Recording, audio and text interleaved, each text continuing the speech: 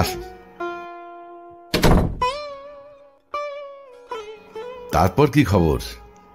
আছেন তো ভালো? ছেলে মেয়ে?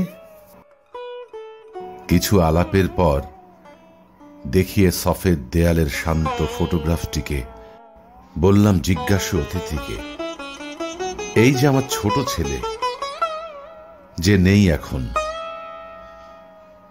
পাথরের টুকরোর মতন ডুবে গেছে আমাদের গ্রামের পুকুরে বছর 3 আগে, কাক ডাকা গ্রীষ্মের দুপুরে।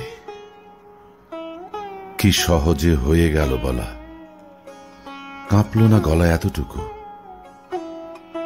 বুক চিরে বেরোলো না দীর্ঘশ্বাস,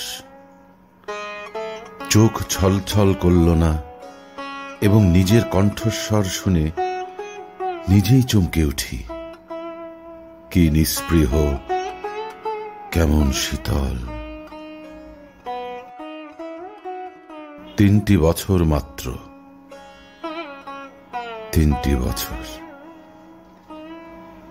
কত উড়না জাল বুনে কেটেছে, অথচ এরই মধ্যে বাঁচখাই কেউ যেন আমার শোকের নদীটিকে কত দ্রুত রুক্ষ চর করে দিল।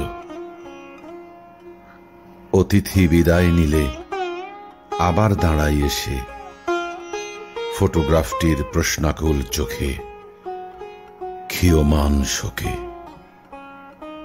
ফ্রেমের ভেতর থেকে আমার সন্তান চেয়ে থাকে নিষ্পলক, তার চোখে নেই রাগ কিংবা অভিমান।